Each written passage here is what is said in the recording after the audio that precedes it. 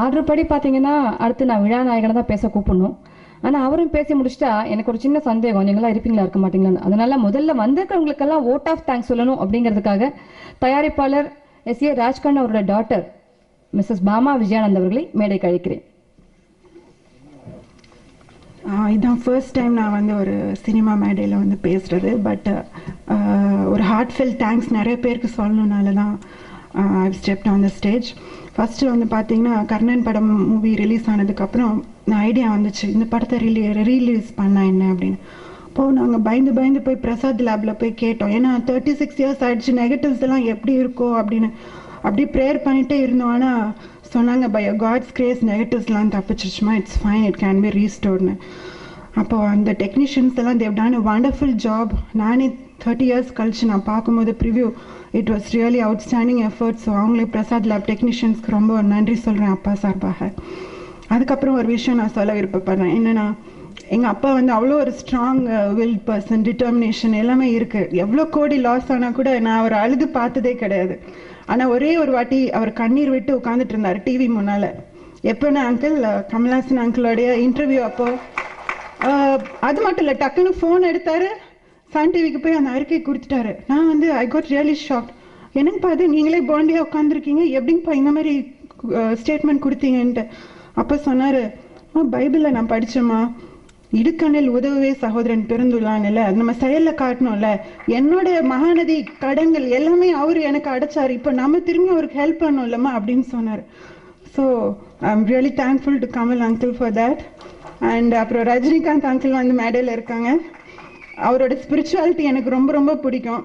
என்ன பணம் என்ன புகழ் வந்தாலும் அவ்வளோ ஒரு மனத்தாழ்மையோட அந்த ஆன்மீகத்தில் இன்னும் அவ்வளோ ஒரு ஈடுபாடாக இருக்கார். ஸோ அதனால ஒரே ஒரு ஸ்பிரிச்சுவல் தாட் நான் ஷேர் பண்ண விரும்பப்படுறேங்க. இங்கே கமல்ஹாசன் அங்கிள் ஒரு டைலாக்ல நீங்கள் சொல்லுவீங்க, கடவுள் இருந்தால் நல்லாயிருக்கும் அப்படின்னு நாக்கா சொல்லுவீங்க. பட் ஜஸ்ட் ஒரே ஒரு தாட் நான் ஷேர் பண்ண விருப்பப்படுறேன். என்னென்னா இப்போ பாரதிராஜா அங்கிள் வந்து திரையுலக வந்து பிளாக் அண்ட் ஒயிட்லேருந்து கலருக்கு he brought it through this movie. அப்போது கொஞ்சம் யோசிச்சு பாருங்கள், நம்மளுடைய கண் விழிகளை எந்த கேமராவையும் விட மிக நுட்பமாக படம் பிடிக்கும் திறமையுள்ள அப்படி ஒரு மார்வலஸ் டிசைன் கலரில் பார்க்க வைத்தவர் நிச்சயமாக ஒருத்தர் இருக்கணும் இல்லைங்களா அங்கிள்?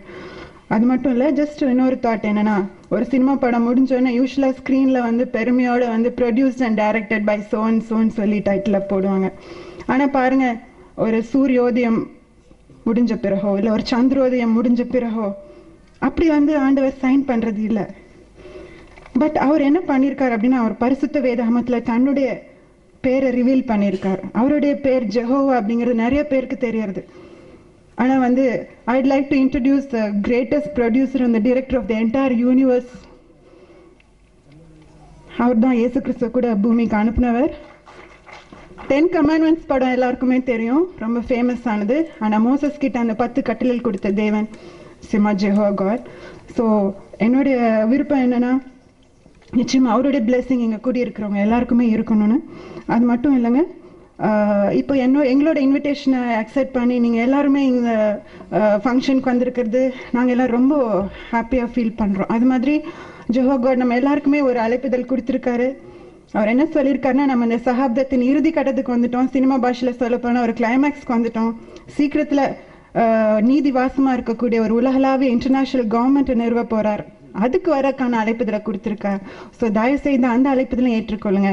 எம்ஜிஆர் அங்கிள் பாடின பாட்டு ஞாபகம் வருது, புதிய வானம் புதிய பூமி விரைவில் வரப்போகுது.